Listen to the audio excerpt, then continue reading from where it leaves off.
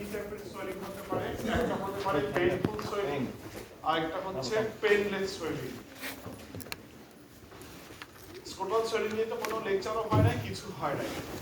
আমরা একটা জিনিস দিয়ে পড়বো, পড়ার পরে ওইটা দিয়ে বিভিন্ন টপিকস গুলো কভার করে ফেলবো।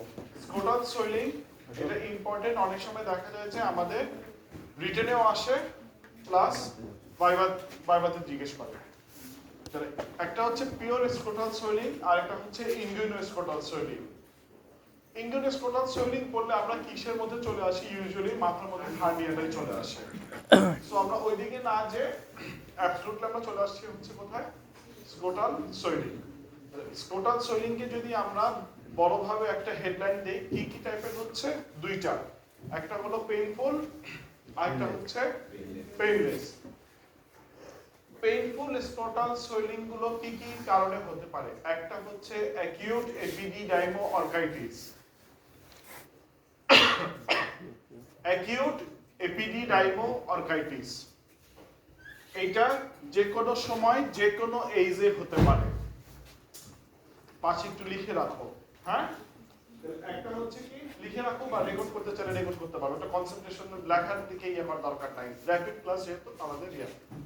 অ্যাকিউট এপিডিডাইমো অর্কাইটিস যে কোনো এইজে হতে পারে। কি কজ এটা? Painful scrotal swelling. আরেকটা কি কজ হচ্ছে? Torsion of the testis. Acute epididymo orchitis, আরেকটা কি বললাম? Torsion of the testis. এই টরশন অফ দ্য টেস্টিস এটা কি বয়স্কদের হয়? ইউজুয়ালি হয় না। তাহলে কাদের হচ্ছে? বাচ্চাদের অথবা ইয়াং এজ গ্রুপ।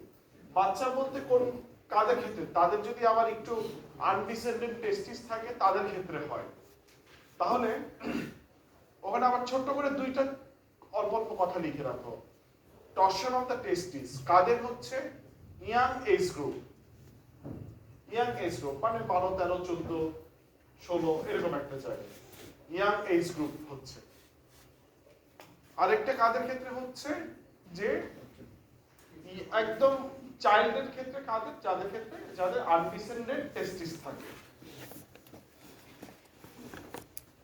প্রথমে একটা কজ পড়লাম আমরা, সেটা হচ্ছে কি অ্যাকিউট এপিডিডাইমো অর্কাইটিস। দুই নাম্বার কজ পড়লাম হচ্ছে কি টরশন অফ দ্য টেস্টিস। আরেকটা হচ্ছে কি স্ক্রোটাল অ্যাবসেস। এগুলো কি পেইনফুল কন্ডিশন না? স্ক্রোটাল অ্যাবসেস এটা কাদের হচ্ছে? এল্ডারলি পেশেন্টের, যাদেরকে ডায়াবেটিস আছে। হিসাব মিলল? এল্ডার পেশেন্ট যাদের আমার কি আছে? ডায়াবেটিস আছে।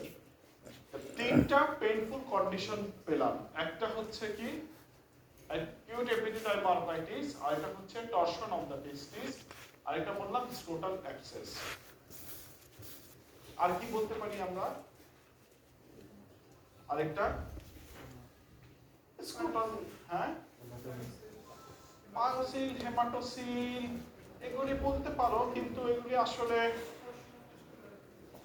Torsion of the testicular appendix বলতে পারো। হ্যাঁ, কোনো অসুবিধা নেই।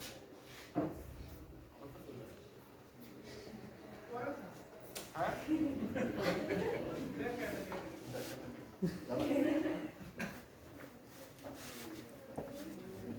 আওয়াজ না করে ওই গ্রামের মধ্যে কিছু টমের দোকান আছে না, মুরব্বীরা বসে বসে খুব সুন্দর এরকম পাতা তুলে টরশন অফ দ্য স্ক্রোটাম কি পেলাম? একটা হচ্ছে অ্যাকিউট এপিডিডাইমো অর্কাইটিস, আরেকটা হলো হচ্ছে কি টরশন অফ দ্য টেস্টিস, আরেকটা কি আসবে? Scrotal abscess. Trauma to the scrotum আমরা বলতে পারি, কিন্তু ওখানে কি আসলে ওইভাবে কি স্ক্রোটাম নিয়ে হয়? তা না। এই তিনটা যদি রিটেনে আসে, কি কি সিনারি দিয়ে আসতে পারে এইটা খালি একটু মাথায় রাখো, ঠিক আছে? মাথায় রাখো, খালি লেখা দরকার নাই। একটা বলতে পারে যে a 4 years young boy অথবা a 6 years young boy come to you with complaints of pain in the scrotum। সেটা কি হতে পারে?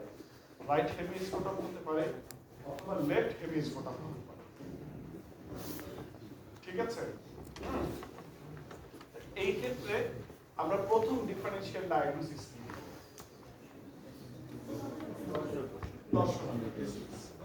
সেকেন্ড ডিফারেনশিয়াল ডায়াগনোসিস কি দিব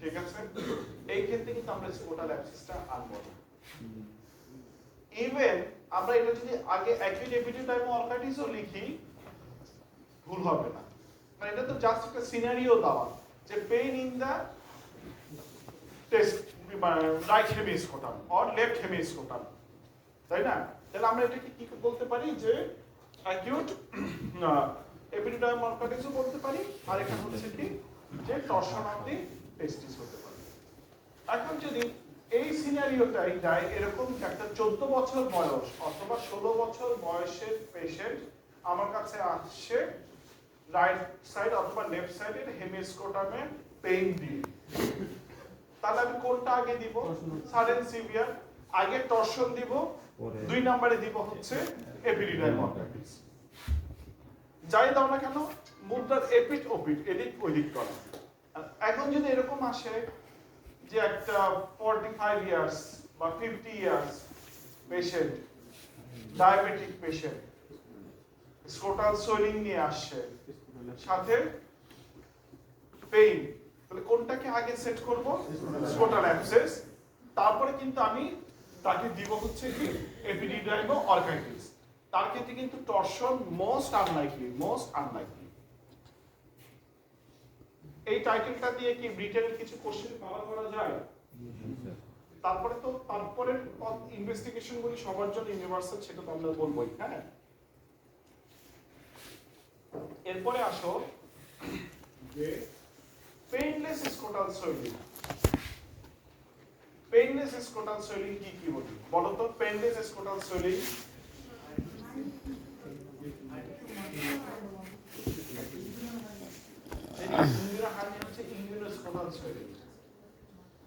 একদম অ্যাবসলিউট যদি বলা হয় যে স্কোটাল সোয়েলিং গুলো কি তাহলে কি বলবো টেস্টিকুলার টিউমার আচ্ছা হাইড্রোসিল আগে হাইড্রোসিল বল আগে টিউমার চিন্তা পরিষ্কার গুড এক নাম্বার হচ্ছে হাইড্রোসিল দুই নাম্বার হচ্ছে বললা টেস্টিকুলার টিউমার তিন নাম্বার আরেকটা বল এপিডিডাইমাল কি সিস্ট এক্স্যাক্টলি এপিডিডাইমাল টিউমারটা পাওয়া যায় মানে টিপিক্যাল হয় এপিডিডাইমাল সিস্ট এপিডিডাইমাল নোডিউল প্রথম তিনটা মনে রাখো একটা হচ্ছে কি হাইড্রোসিল ভুল করা চলবে না তাই না পেইনলেস স্কোটাল সোয়েলিং করলে প্রথমে আমরা যেটা চলে আসবে মাথার মধ্যে সেটা হচ্ছে কি স্যার হাইড্রোসিল আর কিছু আছে স্যার সেটা কি টেস্টিকুলার টিউমার বড় হেডলাইন ওই বলার দরকার নাই সেমিনোমা না টেরাটোমা এটা বলার দরকার নাই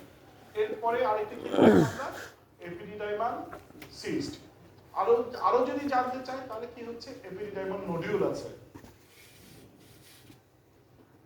আর তোমাদের চটিতে কি লেখা আছে এই যে নাক সাহেবের চটিতে কি লেখা আছে নাক সাহেব এখানেই আছে হ্যাঁ হ্যাঁ এইগুলি আর বেশি কিছু বলার দরকার নাই বেশি কিছু বললে বেশি দূর আমরা আগাইতে পারবো না ঠিক আছে এরকম স্কোটাল সোয়েলিং নিয়ে যদি আসে তাহলে আমার কি ইম্পর্টেন্টটা কি ইম্পর্টেন্সটা হচ্ছে যে মেইন কথা হচ্ছে যে অ্যাকিউট কন্ডিশনটা অ্যাকিউট এপিডিডাইমো অর্কাইটিস আর টরশন অফ দ্য টেস্টিস এই দুইটা ডিফারেন্স কি তোমরা পেয়েছো কোথাও পড়তে যে পড়ছো দুইটাতে কিন্তু পেইন হয় তাই না কোন ছকে কিছু লিখে দেওয়া আছে আছে বলো তো ছকটা বলো আর তোমরা যে খাতাটা দেখে অভ্যাস ওখান থেকে বলো আমি কখনোই কোনো মাইন্ড করবো না আছে এখানে প্রণয় আচ্ছা এক অনসেট অফ পেইনটা থাকে হচ্ছে কি সাডেন সিভিয়ার পেইন দুটো ক্ষেত্রে আমরা জাস্ট কথাগুলি খালি রিক্যাপচার করব কি থাকে তাদের অনসেট অফ পেইন থাকতে হচ্ছে কি সাডেন সিভিয়ার পেইন বা acute onset on elevation of the যেটা শুনতে চাই যে লাইনগুলো on elevation of the scrotum pain subsided in acute epididymo orchitis লাইনটা এইভাবে লিখে রাখো on elevation of the scrotum pain subsided in acute epididymoarthritis. On elevation of scrotum, pain subsided in acute epididymoarthritis. Clear? পেশেন্টকে যখন examine করব একদম এইভাবে বলি যে আপনি দাঁড়ান, প্যান্টটা খুলে, প্যান্ট খুললো, স্কোটারটা যখন উপরে উঠালাম, কি ভালো লাগে না খারাপ লাগে? তখন যে বলবো যে ব্যথাটা কমছে, বেশ আরাম পাই। একদম ড্রামাটিক ক্লিনিক্যাল ডিফারেন্স। কোনো আলট্রাসাউন্ড কোনো কিছু করা লাগে না, করতে হয় অবশ্যই। আলট্রাসাউন্ড করতে করা লাগে না, এই কথা বলা না, এটা হচ্ছে ক্লিনিক্যালি এভিডেন্স। রোগী বলে দেয় যে হ্যাঁ আমি অনেক কমফোর্ট ফিল করছি। তাহলে on elevation of the scrotum pain subsided কার ক্ষেত্রে? In acute epididymo arthritis. But on elevation of the scrotum worsening of the pain, সেটা হচ্ছে কি torsion of the testis.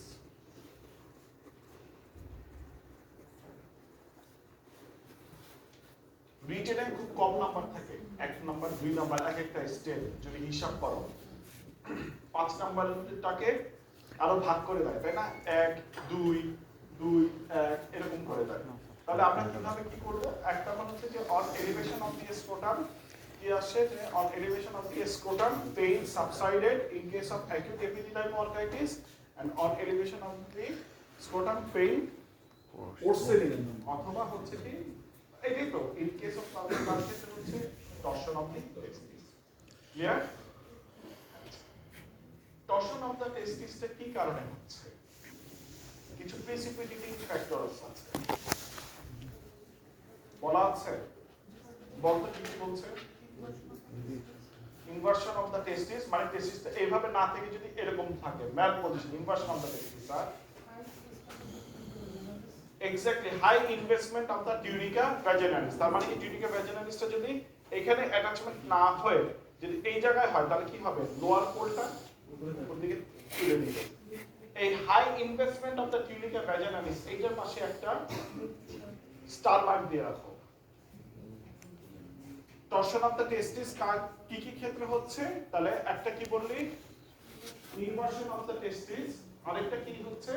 High investment of the tunica vaginalis. আমরা কোন লাইনটার মধ্যে একটু স্টার দিব? High investment of the tunica vaginalis. আরেকটা সেপারেশন ফ্রম দ্য এপিডিডাইমিস। হ্যাঁ, এটা রাখলে এটা বোঝাতে হবে যে এপিডিডাইমিস জিনিসটা কি হয়, টেস্টিসের সাথে এখানে তো ধারের উপর এপিডিডাইমিস থাকে, আর এখানে কি হচ্ছে? স্পারমেটিক কর্ড চলে যায়। এবার এটা যদি টেস্টিস হয় আর এখানে যদি এপিডিডাইমিস হয়, এই জায়গায় একটা ব্যান্ড দিয়ে অ্যাটাচমেন্ট থাকে, তখন এই ব্যান্ডের এগেইনস্টে এই টেস্টিসটা রোটেট হয়ে যায়। এই জন্য ওই জিনিসটা বলছি যে separation from the epididymis from the testis. কারণ কি? এই গ্যাপটা একটা ব্যান্ড দিয়ে অ্যাটাচমেন্ট থাকে, এটাকে এক্সিস হিসেবে টেস্টিস তখন ঘুরে যায়, তখন টরশন হয়। আরেকবার, ইউজুয়ালি টেস্টিসটা থাকে কোথায়? টেস্টিস আর এপিডিডাইমিস এইভাবে লেগে থাকে, তাই না? কোনো কারণে অ্যানাটমিক্যাল বা ডেভেলপমেন্টাল অ্যাবনর্মালিটির জন্য এপিডিডাইমিসটা টেস্টিস থেকে সেপারেট হয়ে গেল। সেপারেট হলেও আসলে সেপারেট হয় না, একটা থিন ব্যান্ড দিয়ে এরকম একটা কানেকশন থাকে। এই কানেকশনটা থাকলে তখন কি হচ্ছে? ওই ছোটবেলায় কাটা কম্পাস দেখছো না? হ্যাঁ, ওর এক্সিসটা তো থেকে গেল, তখন টেস্টিসটা এরকম টুইস্টেড মুভমেন্ট হয়ে যায়। এই কারণে ওই সময় তখন এই ইয়েটা হয়। বুঝতে পারছিস? ক্লিয়ার হচ্ছে কথাটা? সবকিছুর মধ্যে আমরা একটা মনে রাখবো, high investment of the tunica vaginalis. কেন? দেখো, এটা যদি টেস্টিস হয়, ইউজুয়ালি এখানে অ্যাটাচমেন্টটা শেষ হয়ে যায়। এখানে যদি অ্যাটাচমেন্টটা শেষ না হয়ে অ্যাটাচমেন্টটা যদি এইটুক পর্যন্ত নিয়ে আসে, তাহলে কি হচ্ছে? এই পোলটা উপরের দিকে পুল হয়ে গেল, এরকম হয়ে গেল জিনিসটা। তখন high investment of the tunica vaginalis. তিনটা কথা। এক নাম্বার হচ্ছে কি বলবো আমরা, যে এটা বললো যে ইনভার্সন, তাই না? ইনভার্সন। আরেকটা হচ্ছে high investment of the clinical vaginalis, আর আরেকটা হচ্ছে যে সেপারেশন ফ্রম দ্য এপিডিডাইমিস। মনে রাখবো কোনটা? সব ভুলে গেল। মনে রাখবো কোনটা? High investment. ঠিক আছে, হাই ইনভেস্টমেন্ট দুই নাম্বারটাই এক নাম্বার হিসেবে মনে রাখবে, যে high investment of the clinical vaginalis, separation of the epididymis, আর হচ্ছে ইনভার্সন। যেটা স্টার্ট করা হবে ওইটা আগে বলে দিচ্ছি sir. High investment of the clinical vaginalis, যে কোনো স্পন্ডাল সোয়েলিং নিয়ে আসতে আমরা প্রথমে কি ইনভেস্টিগেশন করব? আল্ট্রাসোনোগ্রাম। কোথাকার? Ultrasonogram of scrotum with vascular flow of both testes. Ultrasonogram of the scrotum with vascular flow of both testes. কেন? আই না কন্ট্রাস্ট করে এটা ওরা আমাকে ভালোবাসে। অসুখ আসবে।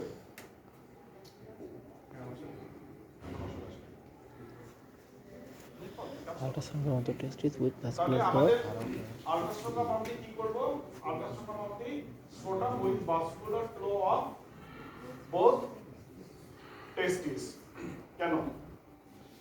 কারণ to see the vascularity of the testis, কারণ টর্শন অফ দ্য টেস্টিসে এটা খুবই খুবই ইম্পর্টেন্ট। টর্শন অফ দ্য টেস্টিসে এটা very very much important.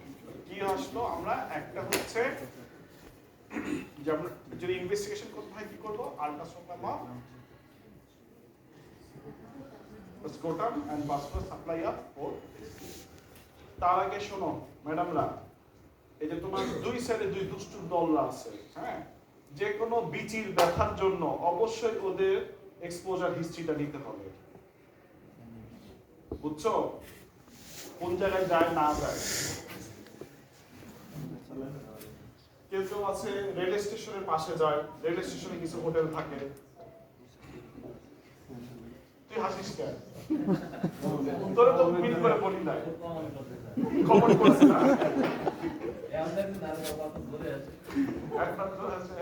Rail station শুনে তুই হাসলি কেন? নড়ে চড়ে বসলি কেন?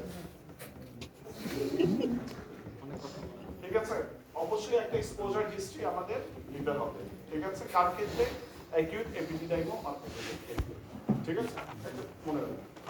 তাহলে আমরা আসি, সেটা হচ্ছে কি ultrasonogram of the scrotum with vascular flow of both testis, এটা আমাদের। ঠিক আছে, হ্যাঁ। দুই নম্বর হচ্ছে ইউরিন রুটিন মাইক্রোস্কোপিক এক্সামিনেশন, মানে urine RME and culture and sensitivity. ঠিক আছে, urine RME and culture and sensitivity. Particularly আর কোনো ইনভেস্টিগেশন অ্যাকিউট কন্ডিশনের জন্য দরকার পড়ে না। পার্টিকুলারলি আর কোনো ইনভেস্টিগেশন অ্যাকিউট কন্ডিশনের জন্য দরকার পড়ে না। এই দুইটা আমরা লিখে রেখে দিব। ঠিক আছে, এরপর তোমরা সিবিসি দেখবা না কি দেখবা সেটা আলাদা হিসাব। আমার একদম স্পেসিফিক কথা, সিবিসি লিখতে যে যেন আমার আল্ট্রাসোনোগ্রামটা মিস না করে।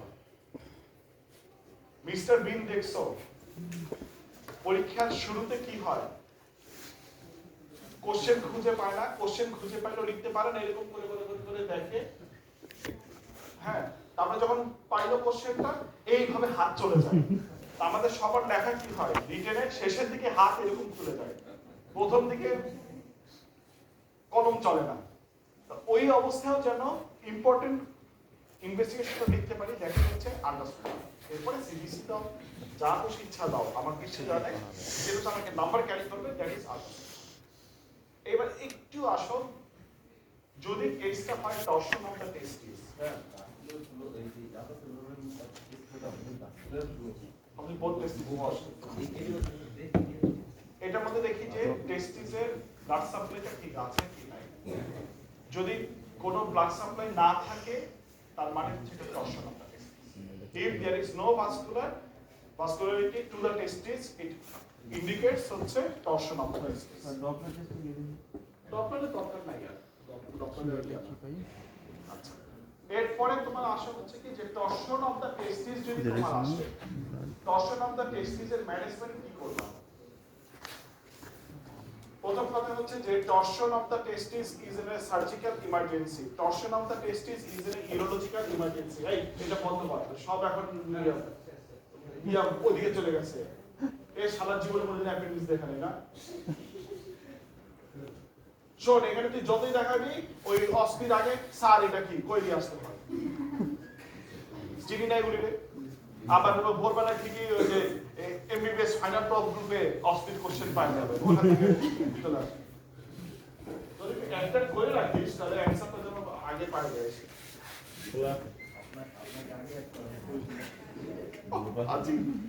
তাহলে টর্শন অফ দ্য টেস্টিসের ম্যানেজমেন্ট কি করব, এটা একেবারে জানলে বলবো এমনি it is a surgical emergency. একদম কথা হচ্ছে সার্জিক্যাল ইমার্জেন্সি, এটা ইউরোলজিক্যাল ইমার্জেন্সি। খলিল স্যার শুনতে চায় 4 ঘন্টার মধ্যে 6 ঘন্টার মধ্যে এক্সপ্লোরেশন। এই ঘন্টা খলিল স্যার 6 ঘন্টা, আমরা ইউরোলজিস্টরা 4 ঘন্টা। এটাই হচ্ছে আমাদের ডিফারেন্স। আর খলিল স্যার তো নাই এক্সামিনার, সম্ভবত মনে হয় দেবুদা এবং দেবাশিস দাস। 4 ঘন্টা। Immediate scrotal exploration. Immediate scrotal exploration within 4 hours gives best result. Like the cheta. Torsion of the testis is a surgical emergency or urological emergency. Immediate exploration of the scrotum within 4 hours gives best result. Immediate scrotal exploration by exploration of the scrotum. Immediate exploration of the scrotum within 4 hours gives best result. ঠিক আছে? তিন নম্বর steps হচ্ছে after exploration of the scrotum, assessment of the viability of the testis. After exploration of the scrotum, assessment of the viability of the testis. এই viability of the testis আমি কিভাবে করব? Derotation of the cord, এক। Number 2, change of colour to the pink. তার মানে কি, মানে dusky একটা কালার থাকে সেটাকে পিঙ্কিশ একটা শ্যাডোতে চলে আসে। ঠিক আছে? তাহলে 1 নাম্বার কথা হচ্ছে কি, it is an urological emergency. Immediate scrotal exploration within 4 hours gives the best result. After exploration of the scrotum, আমরা কি করব? হ্যাঁ, assessment of the viability of the testis. Assessment of the viability of the testis মানেটা কি, যে টেস্টিসটা viable কি viable না। খুলে যদি দেখি আমার টেস্টিসটা হচ্ছে কি একদম গ্যাংগ্রিনাস ব্ল্যাক কালার, তার মানে কি ওর তার ভায়াবিলিটি নাই, ইটস নট ভায়াবল, কালো, তাই না? আর খুলে দেখলাম যে একটু সন্দেহজনক, তার কি করলাম? ডিরোটেশন করলাম, আনটুইস্টেড করলাম। তারপরে কি দেখো, চেঞ্জ অফ দি কালার। যদি কালার চেঞ্জ হয় তার মানে কি টেস্টিস ইজ ভায়াবল, তাই না? If the change of the colour that means testis is viable. এখন ইফ দ্য টেস্টিস ইজ, শেষ হয়ে গেল। If the testis is viable, plan হচ্ছে bilateral orchidopexy. Please, if the testis is viable, তাহলে আমার কাজ হচ্ছে কি bilateral orchidopexy. If the testis is viable, plan হচ্ছে আমার bilateral orchidopexy. If testis is not viable, এবার প্রশ্ন হচ্ছে আরেকটা, যদি আমার testis viable না থাকে, if testis is not viable, কি করব? Orchidectomy on the affected side and orchidopexy on the unaffected side. Sir এই লাইনটা একেবারে লাল কালি দিয়ে মার্কার দিয়ে দাগ করে দিয়ে রাখবেন। আবার বলবো, if the testis is not viable, in that case কি করব? Orchidectomy on the affected side. কথাটা কেন বললাম orchidectomy on the affected side? মানে রাইট সাইডে মানে রাইট সাইড, লেফট সাইডে মানে লেফট সাইড। তাহলে orchidectomy on the affected side and orchidopexy on the opposite side. Orchidopexy on the opposite side.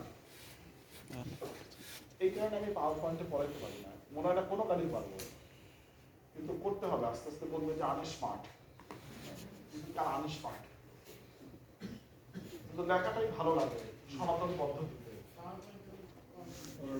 পাওয়ার পয়েন্টে যদি দেখলাম যে কি একটা বিচিত্র অ্যাপেন্ডিক্স দেখাচ্ছে, যে ওদের সাথে সাথে চোখ হয়ে চলে গেছে। আমি তো বিচি ছাড়া আর কি দেখবো? সকালে তো শুরু করি হচ্ছে নিজেরটা বাদ দিয়ে অন্যের বিচি দেখি। ডিরোটেশন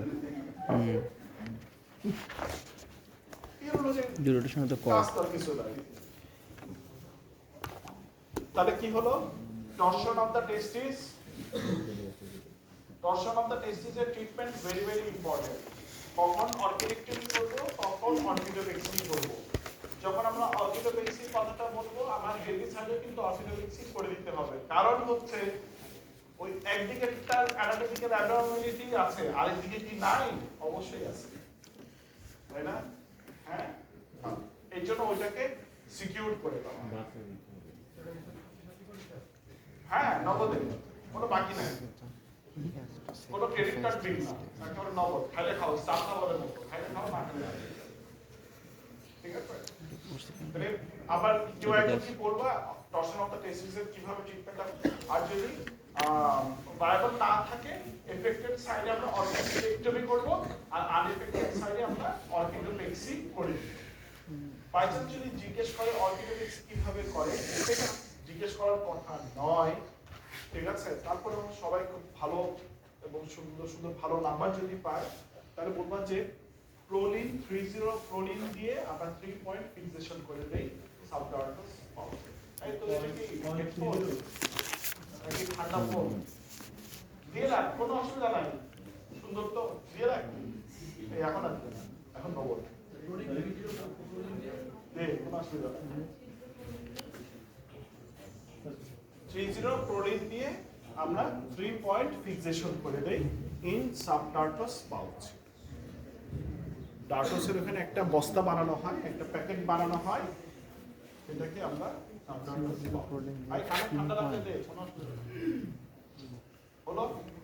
আমরা 3 পয়েন্ট করে দিই, 3 পয়েন্ট ফিক্সেশন করে দিই ইন সাবডার্টাস পাউচ। আমি বলিনি অডিয়েন্স গ্যাংলিংটা হচ্ছে কি আসলে মানে এমন একটা বেতালা জিনিস, ওখানে স্পোটাল সোয়েলিং আসলে ভাবে থাকে না, বিকজ স্পোটাল অ্যাবসেসটাই যখন রাপচার হয়ে যায়, দ্যাট স্টার্টস টু দা হচ্ছে কর্নিয়াস গ্যাংলিং। কি অর্কিডোপেক্সি কেন করি না? চলে কম কোশ্চেন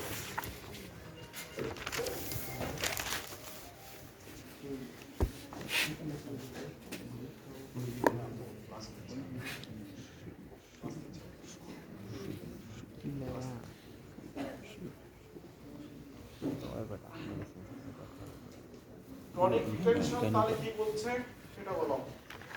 আমরা একটা ডেফিনিশন পড়েছিলাম যে পেশেন্টের ভয়েড করার একটা ইচ্ছা আছে, কিন্তু difficulty painless distension of the bladder ছিল, তাই না? প্রথম দিকে এটা বলছিল যে পেশেন্টের হচ্ছে painless distension of the bladder, যেখানে হচ্ছে কি যে patient can void a little bit cold, মানে পেশেন্টে ভয়েড করতে পারে।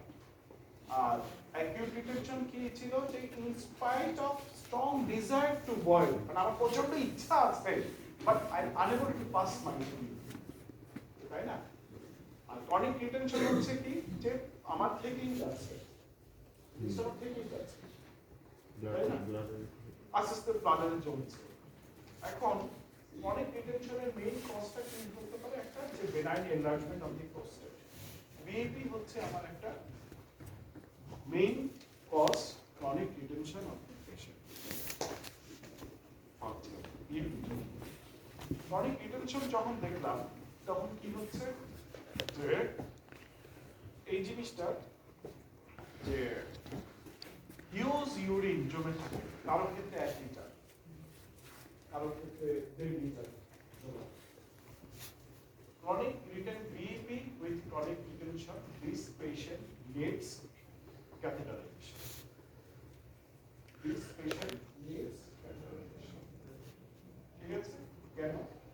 পারসিস্টেন্টলি যদি ব্লাডারে আমার এরকম ভলিউমের ইউরিন জমে থাকে তাহলে কি হয় আস্তে আস্তে কিডনির উপরে প্রেসার পড়ে ক্রনিক রিটেনশন পেশেন্টের একটা নেগেটিভ আউটকাম বা একটা যদি বলা হয় ফেট কি মাইট ডেভেলপ বাইলেটারাল হাইড্রোইউরেটেরোনেফ্রোসিস কারণ কি আমার এই দরজাটা যদি বন্ধ হয়ে থাকে ইউরিন পাস করতে পারছে না পেশেন্টের শরীরে অনেক জমছে আলটিমেটলি কি ফেট হচ্ছে বাইলেটারাল হাইড্রোইউরেটেরোনেফ্রোসিস এটা কিন্তু একটা consequence of BPH also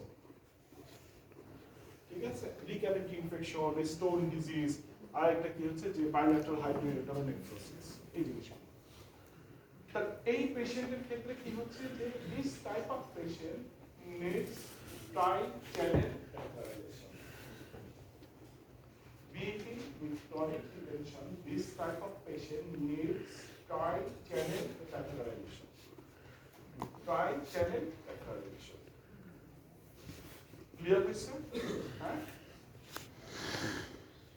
but এই টাইপের পেশেন্ট develops decompression hematuria দুইটা টার্মস decompression hematuria আর আরেকটা হচ্ছে বিষয়ে ইলেকট্রোলাইটস ইমব্যালেন্স আমরা যখন জমে থাকা প্রস্রাব বের করে দেই স্টোর ইউরিন যখন আমরা পাস আউট করি কি হচ্ছে this patient develop severe electrolytes imbalance as well as হচ্ছে কি হেমাচুরিয়া যে হেমাচুরিয়াটার নাম হচ্ছে decompression haematuria it's not a usual haematuria it's a decompression haematuria কেন ডিকম্প্রেশন হেমাচুরিয়া বিকজ তবু অশোকের দরকার আসলে দরকার হলে আমার রুমে বসে হলে চা কফি খেতে পারে ঠিক আছে যদি অশোক আসে আসতে পারে ঠিক আছে আমার রুমে ওয়েট করতে পারে তাহলে ডিকম্প্রেশন এই হেমাচুরিয়াটার নাম কি ডিকম্প্রেশন হেমাচুরিয়া ঠিক আছে ক্লিয়ার হলো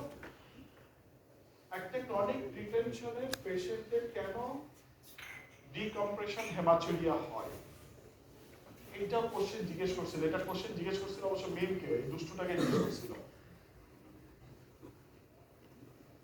তার মানে দেবুদা কিন্তু জিজ্ঞেস করে এটা বুঝছো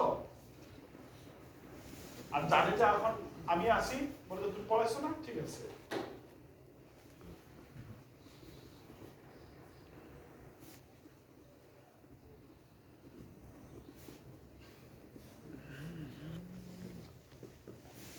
এই জায়গায় আমরা ফর্নিক্স বলি ঠিক আছে হ্যাঁ হাইড্রোনেফ্রোসিস হয়ে যায় তো এইগুলিকে আমরা ফর্নিক্স বলি ফর্নিক্স গুলিতে চেঞ্জ হয়ে এরকম কাপিং লস অফ কাপিং পড়ছে না তো এই ছবিটা তো আমি প্যাথোলজিক্যাল ছবি আছি বাইলেটারাল হাইড্রোইউরেটেরোনেফ্রোসিস হ্যাঁ ইউজুয়ালি কি থাকে ক্যালেন্স গুলি এরকম থাকে না হ্যাঁ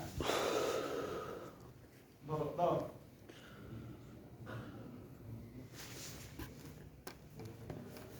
এরকম কনকেভিটির ভিতরের দিকে থাকে না এই জায়গাটাকে আমরা বলি হচ্ছে ফর্নিক্স এখানে কিছু ব্লাড ভেসেল থাকে মনে রাখবা